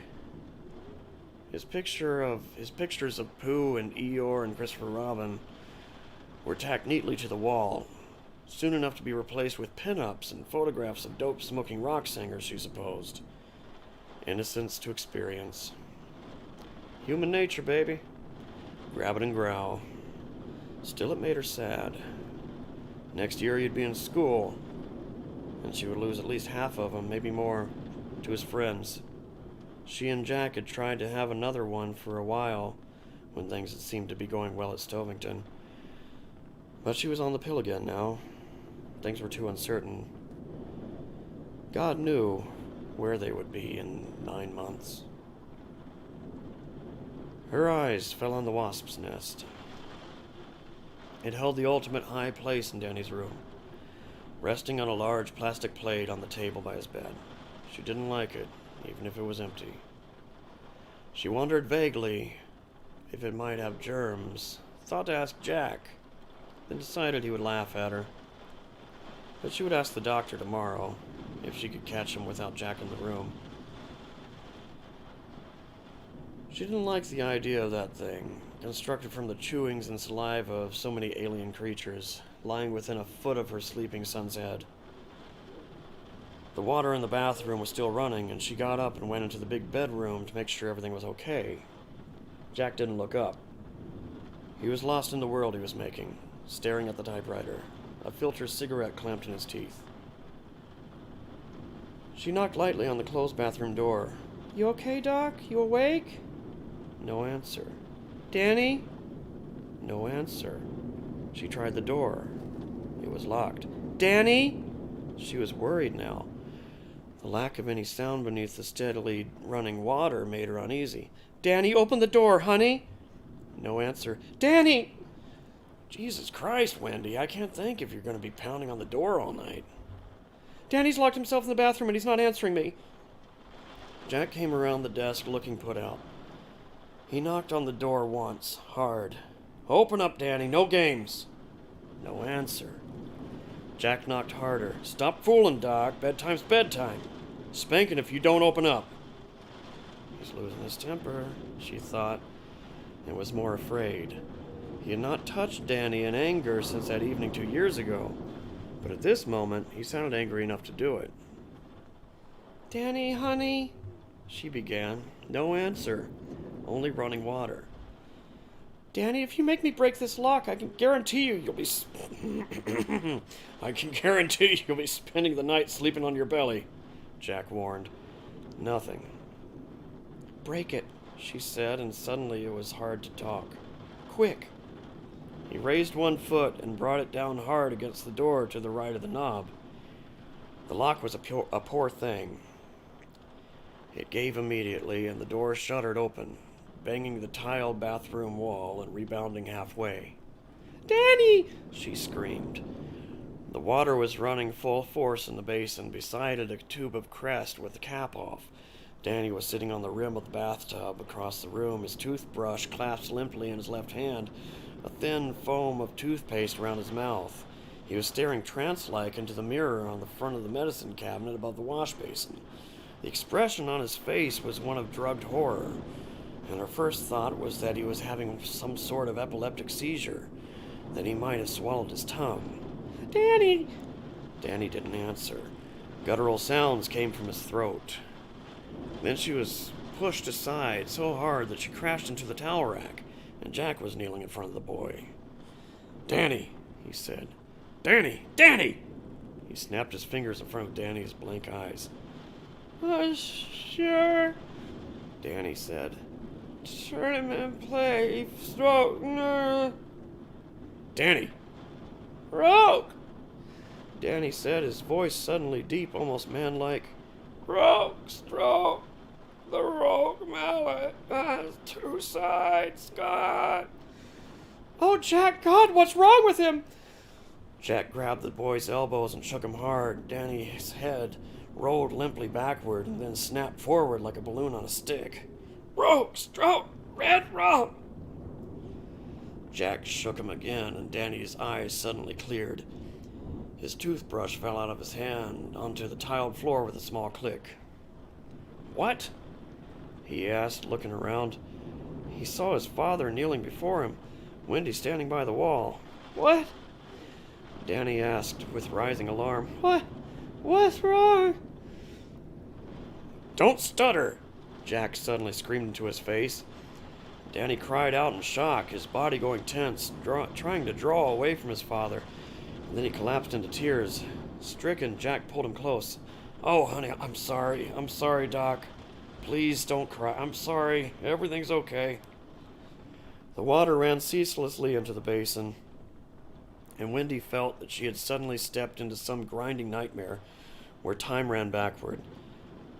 Backward to the time when her drunken husband had broken her son's arm, and then mewled over him in almost the same exact words. Oh, honey, I'm sorry, Doc, please, I'm so sorry. She ran to them both, pried Danny out of Jack's arms somehow. She saw the look of angry reproach on his face, but filed it away for later consideration, and lifted him up. She walked him back into the small bedroom, Danny's arms clasped around her neck, Jack trailing them. She sat down on Danny's bed and rocked him back and forth, soothing him with nonsensical words repeated over and over.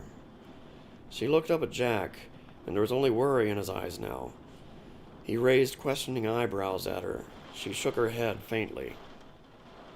Danny, she said. Danny. It's okay, Doc.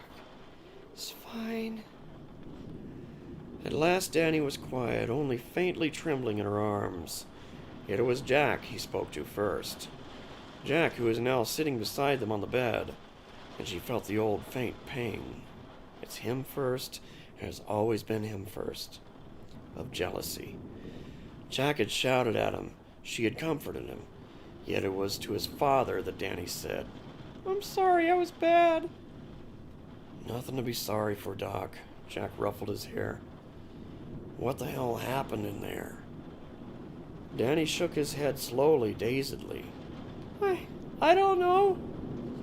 Why did you tell me to stop stuttering, Daddy? I don't stutter.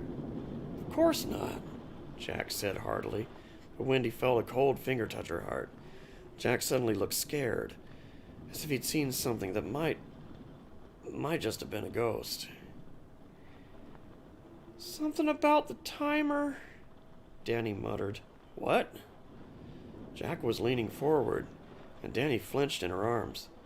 Jack, you're scaring him, she said, and her voice was high, accusatory.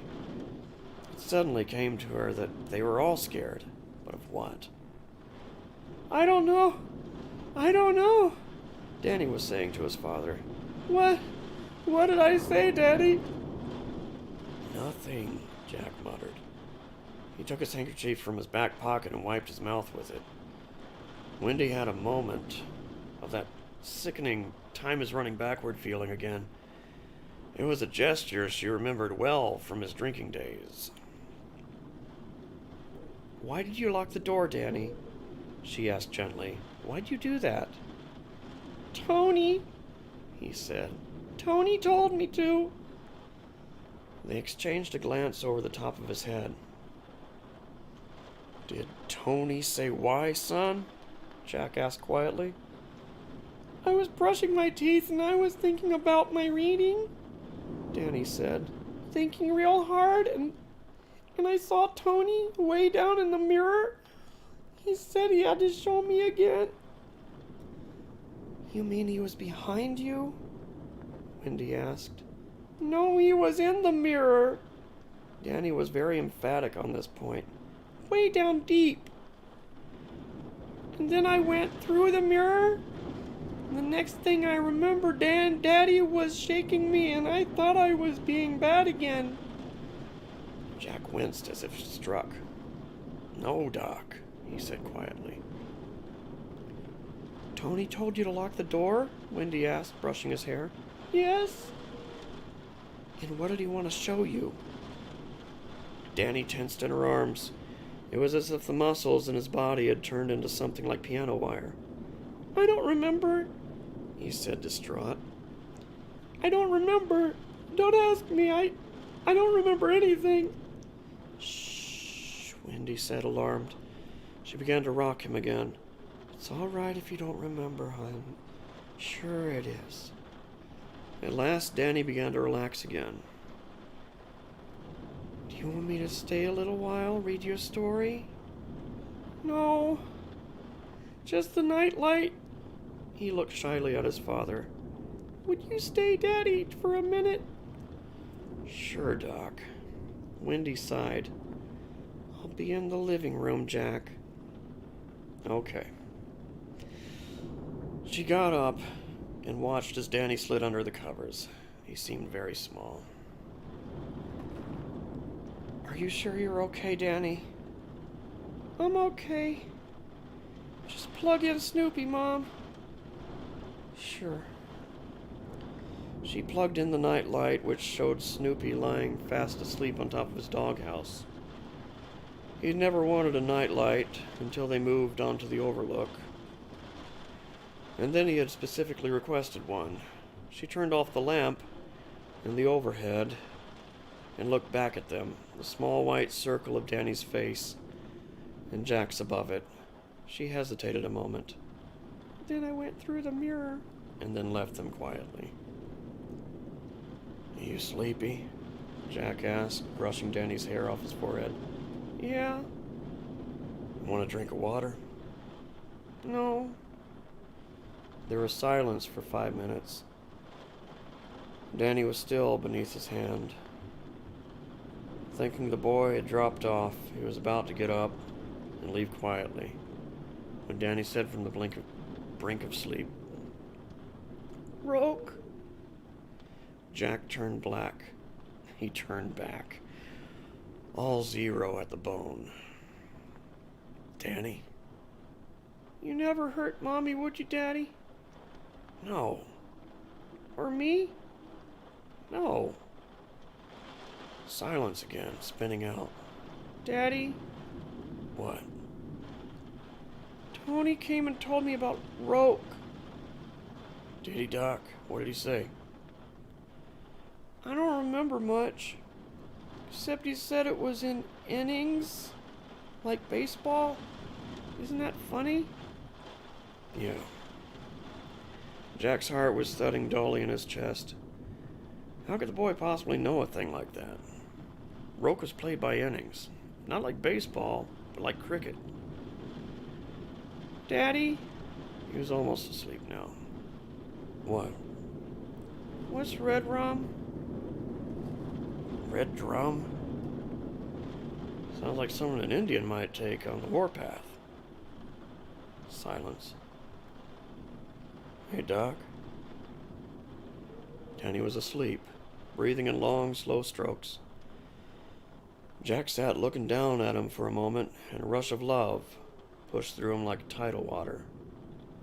Why had he yelled at the boy like that? It was perfectly normal for him to stutter a little. He had been coming out of a daze or some weird kind of trance. Stuttering was perfectly normal under those circumstances. Perfectly. And he hadn't said timer at all. It had been something else, nonsense, gibberish. How had he known Roke was played in innings? Someone told him? Ullman? Halloran? He looked down at his hands. They were made into tight, clenched fists of tension. God, how I need a drink. And the nails were digging into his palms like tiny brands. Slowly, he forced them to open. I love you, Danny, he whispered. God knows I do. He left the room. He had lost his temper again, only a little, but enough to make him feel sick and afraid. A drink would blunt that feeling. Oh, yes, it would blunt that. Something about the timer. And everything else. There was no mistake about those words at all. None. Each had come out clear as a bell. He paused in the hallway, looking back, and automatically wiped his lips with his handkerchief.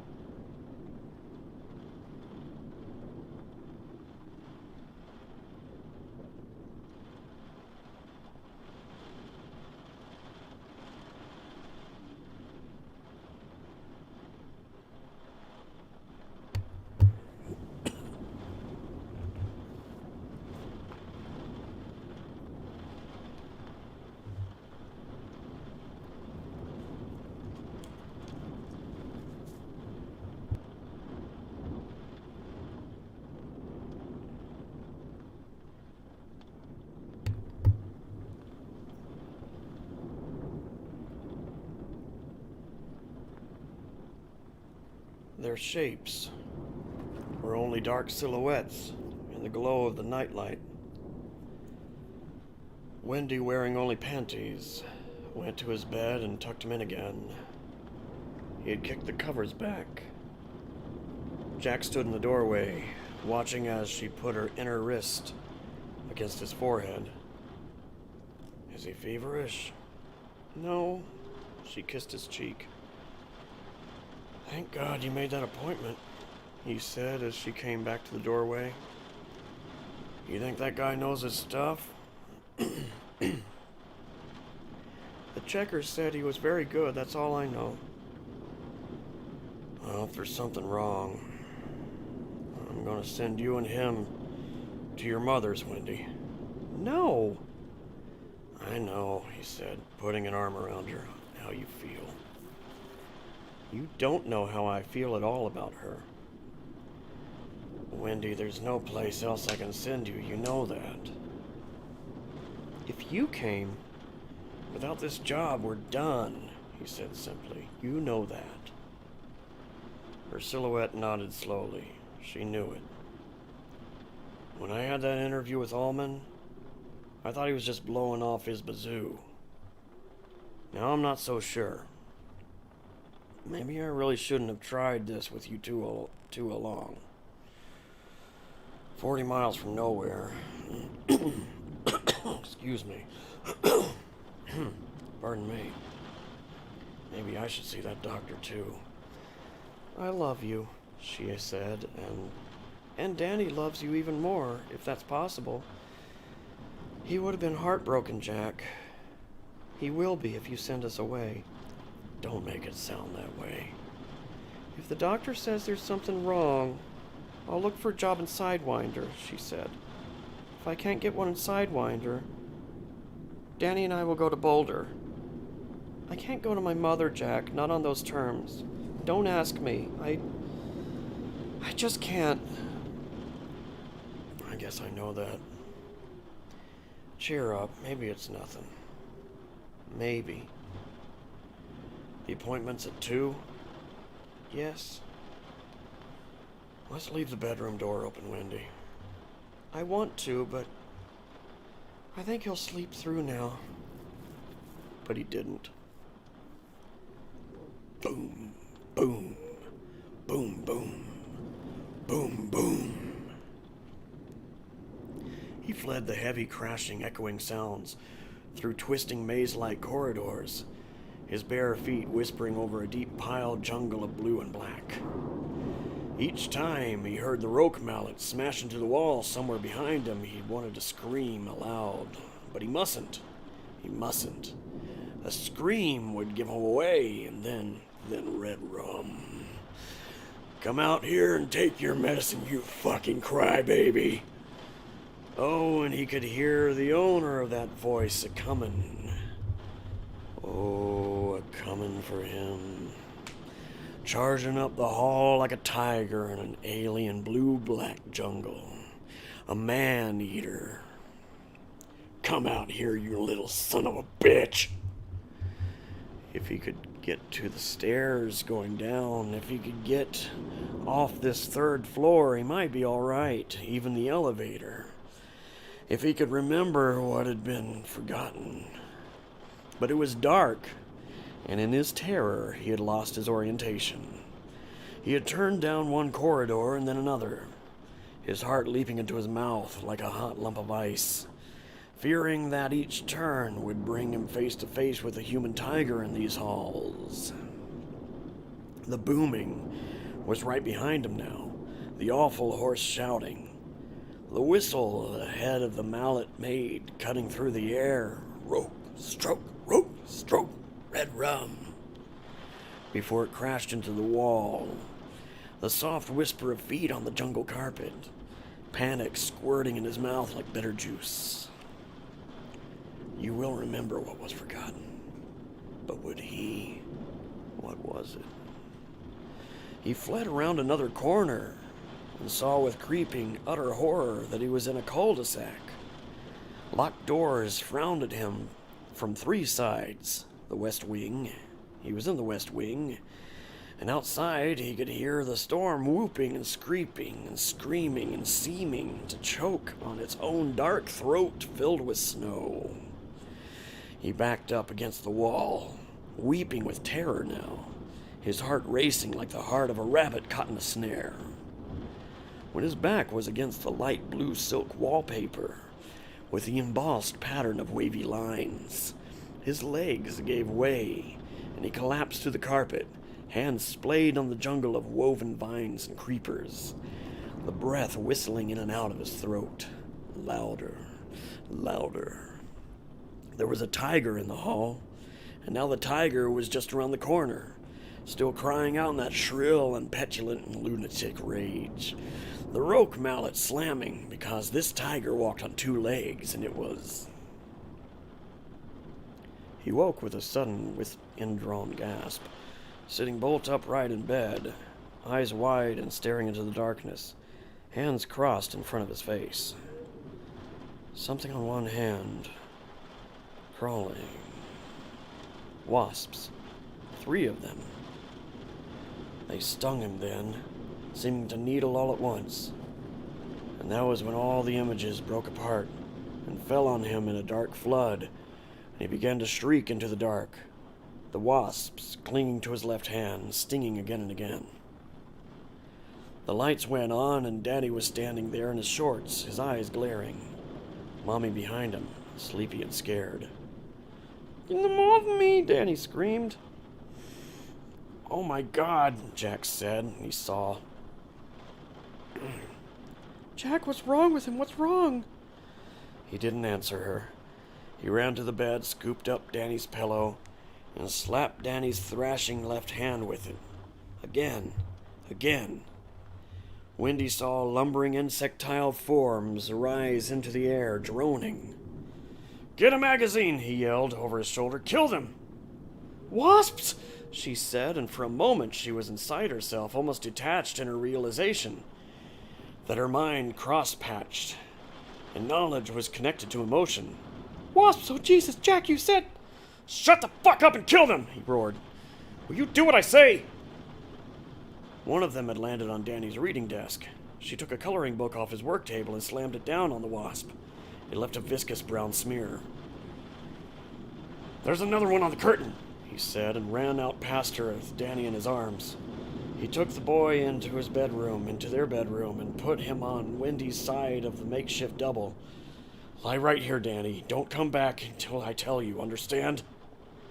His face puffed and streaked with tears, Danny nodded. That's my brave boy. Jack ran back down the hall to the stairs. Behind him, he heard the coloring book slap twice, and then his wife screamed in pain. He didn't slow, but went down the stairs 2 by 2 into the darkened lobby. He went through Ullman's office into the kitchen, slamming the heavy part of his thigh into the corner of Ullman's oak desk. Barely feeling it, he slept onto the kitchen overheads and crossed into the sink.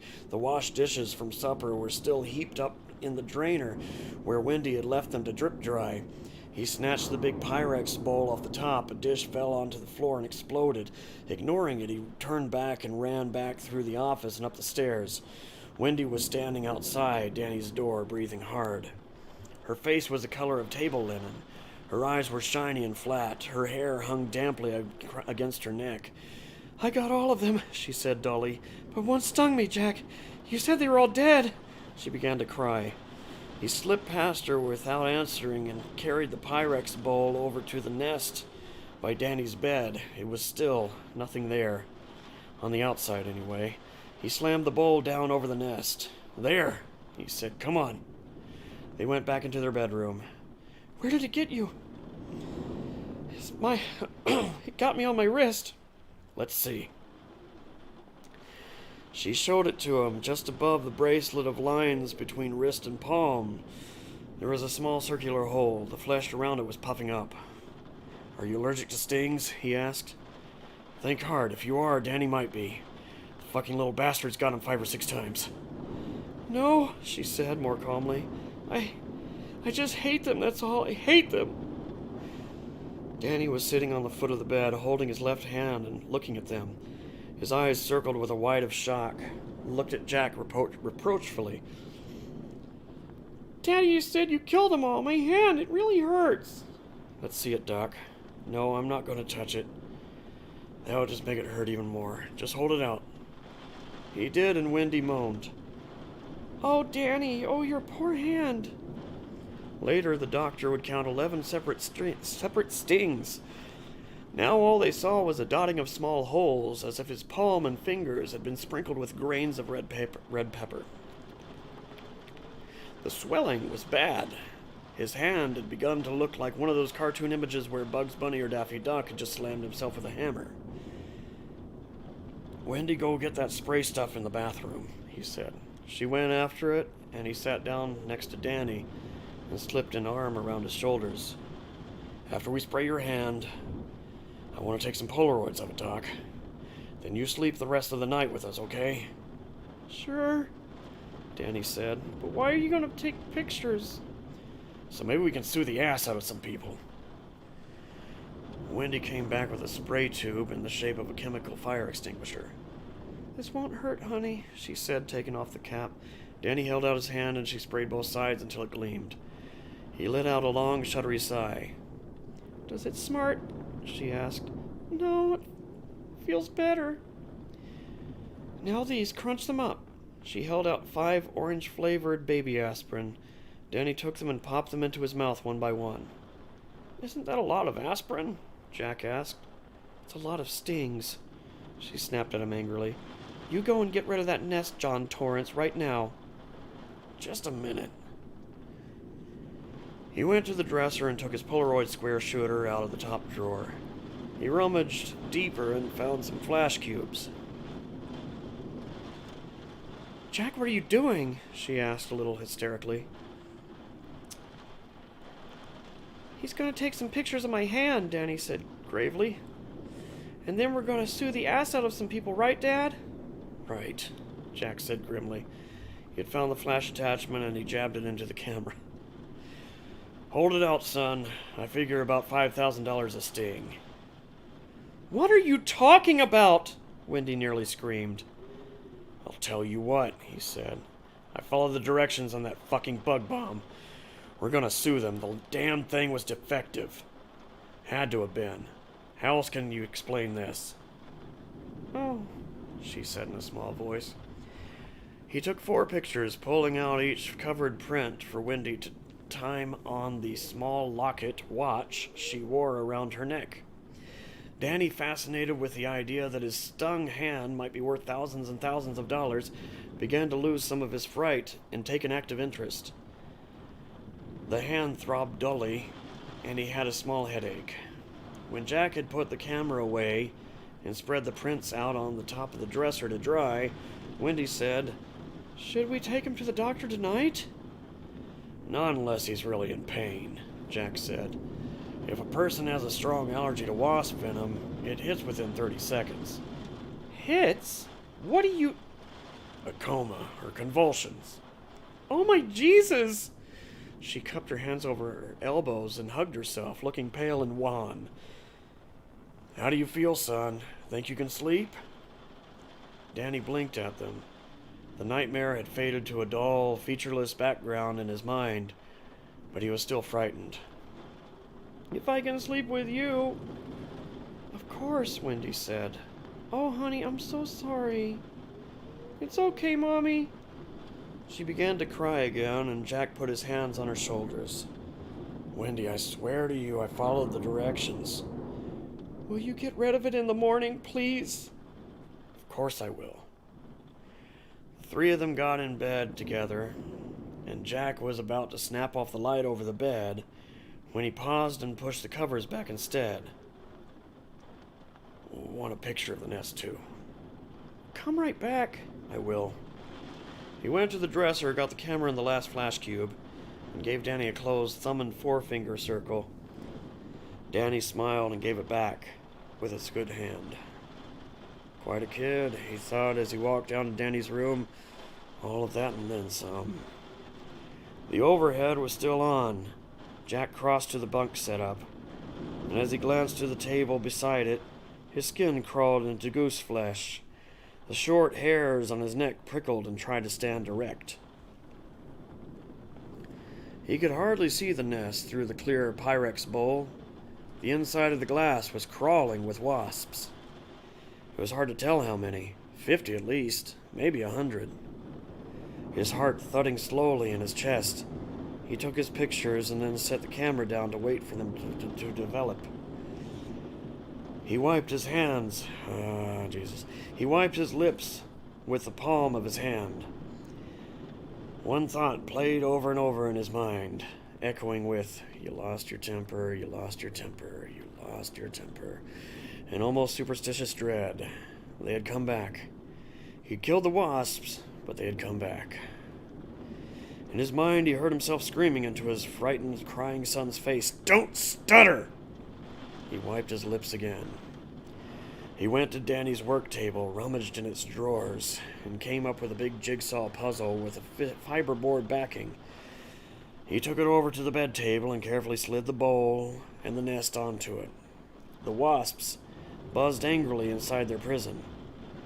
Then, putting his hand firmly on top of the bowl so it wouldn't slip, he went out into the hall. Coming to bed, Jack? Wendy asked. Coming to bed, Daddy? "I have to go downstairs for a minute," he said, making his voice light. How had it happened? How in God's name? The bomb sure hadn't been a dud. He had seen the thick white smoke start to puff out when he had pulled the ring.